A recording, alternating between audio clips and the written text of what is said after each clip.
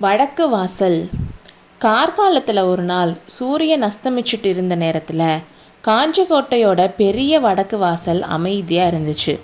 8 மாதத்துக்கு முன்னாடி மகேந்திர சக்கரவர்த்தி அந்த கோட்டை வாசல் வழியாக போர்க்களத்துக்கு கிளம்பினதுக்கப்புறம் அந்த வாசல் கதவுகளை திறக்கவே இல்லை. வாசலில் 2 காவலர்கள் காவலுக்கு நின்றுட்டு இருந்தாங்க. கோட்டையோட வாசல்லேருந்து கிளம்பின சாலை ரொம்ப தூரத்துக்கு வளைஞ்சும் நெளிஞ்சும் போச்சு. அந்த சாலையில் கண்ணு கெட்டின தூரம் வரைக்கும் யாரும் இல்லைன்னாலும் அந்த காவலர்கள் சாலையவே பார்த்துட்டு இருக்கிறத பார்த்தா யாருக்காகவோ அவங்க வெயிட் பண்ணிட்டு இருக்க மாதிரி இருந்துச்சு. திடீர்னு தூரத்தில் குதிரைகளோட சத்தம் கேட்டுச்சு. முன்னாடி வந்த 2 குதிரையில் வீரர்கள் ரிஷப கொடி பிடிச்சி வந்தாங்க. அதுக்கப்புறம் வந்த ஒரு குதிரையில் போர்க்கோலத்தில் கம்பீரமான ஒரு இளைஞன் இருந்தான். அவனுக்கு பின்னாடியும் கொஞ்சம் குதிரைகள் வந்துச்சு. முன்னாடி கொடி பிடிச்சி வந்த வீரர்களில் ஒருத்தன், காஞ்சி மாநகரோட வீர தளபதி பரஞ்சோதியார் வருகிறார், கோட்டை கதவை திறங்கன்னு சொன்னான். உடனே தளபதி பரஞ்சோதி வாழ்க வாழ்கன்னு நிறைய குரல்கள் சொல்லுச்சு. அந்த கம்பீரமான கருப்பு குதிரையில் இருந்த வீரன் வேற யாரும் இல்லை, நம்ம பரஞ்சோதி தான். 8 மாதத்துக்குள்ள அவன் ஆளே மாறியிருந்தான். காஞ்சிக்கு வரப்போ உலகமே தெரியாத சின்ன பிள்ளையா இருந்தான். அவனோட முகமோ பால்வடிகிற முகமாக இருந்துச்சு. ஆனால் இப்போ போரில் நின்று சண்டை போட்டதுக்கான அடையாளங்களாக பல காயங்கள் இருந்துச்சு. உலக அனுபவத்தினால வந்த மெச்சூரிட்டியும் தெரிஞ்சுது. அதனால் இனிமேல் நம்மளும் தளபதி பரஞ்சோதிக்குரிய கௌரவத்தை கொடுத்து அவரை மரியாதையாகவே கூப்பிடுவோம். காவலுக்கு நின்றுட்டு இருந்த வீரர்கள் ஊதுற கொம்பை எடுத்து பூம் பூம்னு ஊதுனாங்க.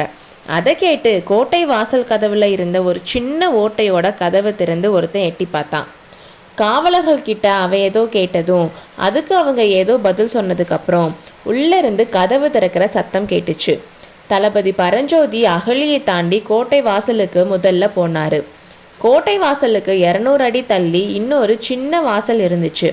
அந்த 2 வாசலுக்கும் இடையில நிறைய வீரர்கள் நின்றுட்டு இருந்தாங்க. அதில் 2 குதிரை பூட்டின ஒரு ரதம் ஒன்று நின்றுட்டு இருந்துச்சு.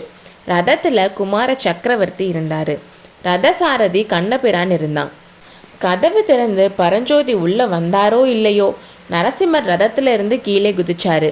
அவர் ஒரு வீரன்கிட்ட ஏதோ சைகை பண்ணதும் அவன் ரொம்ப சத்தமா சலுக்க புலிகேசியோட படைகளை கதிகலங்க அடிச்சு விரட்டின வீராதி வீரர் தளபதி பரஞ்சோதி வருக வருகன்னு சொன்னான். அவன் சொல்லி முடிச்சதும் நிறைய வீரர்களும் தளபதி பரஞ்சோதி வருக வருகன்னு கத்துனாங்க. இந்த மாதிரி ஒரு வரவேற்பை பரஞ்சோதி எதிர்பார்க்கலன்னு அவனோட முகபாவனையிலே நல்லா தெரிஞ்சுது. குதிரையிலிருந்து இறங்கி குமார சக்கரவர்த்தி நின்றுட்டு இருந்த இடத்துக்கு போய் தரையில் விழுந்து குமார சக்கரவர்த்திக்கு வணக்கம் சொல்லணும்னு நினச்ச பரஞ்சோதியை மாமல்லர் தடுத்து நிறுத்தி கட்டி பிடிச்சிக்கிட்டாரு. கொஞ்ச நேரம் 2 பேராலையும் எதுவும் பேச முடியலை. அப்புறம் குமார சக்கரவர்த்தி, தளபதி, நாள் முழுக்க பிரயாணம் பண்ணனால வந்த களைப்புனால உங்களால் பேசவே முடியலைன்னு சொன்னார். பிரபு, நான் பேசாமல் இருக்கிறதுக்கு காரணம் களைப்பு இல்லை, உங்களோட அன்பு தான் காரணம். கோட்டை வாசலுக்கே வந்து என்னை பார்ப்பீங்கன்னு நான் எதிர்பார்க்கலன்னு பரஞ்சோதி சொன்னான். கோட்டைக்கு வெளியே போகக்கூடாதுன்னு சக்கரவர்த்தி மட்டும் எனக்கு கட்டளை போடாமல் இருந்திருந்தா வெளியவே வந்து வரவேற்றிருப்பேன். 8 மாசமா உன்னை பார்க்கணுன்ற என்னோட ஆசை உனக்கு எப்படி தெரியும்னு சொல்லி அவரோட ரதத்தில் ஏற்றிக்கிட்டாரு. தளபதி, நேராக அரண்மனைக்கு போகலாமா, உன்னோட விருப்பம் என்னன்னு மாமல்லர் கேட்டார். பிரபு, போகிறப்பவே காஞ்சி நகரை சுற்றி பார்த்துட்டே போகலாம்னு ஆசைப்படுறேன். வீரர்கள் எல்லாரையும் முன்னாடி அனுப்பிடலாம்னு சொன்னார். உடனே மாமல்லரும் வீரர்களை முன்னாடி கிளம்ப சொல்லிட்டு அவங்களும் கிளம்புனாங்க. கண்ணபிரான் ரதத்தை ஓட்ட ஆரம்பித்ததும் கோட்டை வாசலோட கதவுகள் மறுபடியும் அடைச்சிட்டாங்க. கொஞ்ச நேரத்துக்கு ரொம்ப கலகலப்பாக இருந்த வடக்கு கோட்டை வாசலில் மறுபடியும் நிசப்தம் குடிகொண்டது. அடுத்த அத்தியாயத்தில் சந்திப்போம்.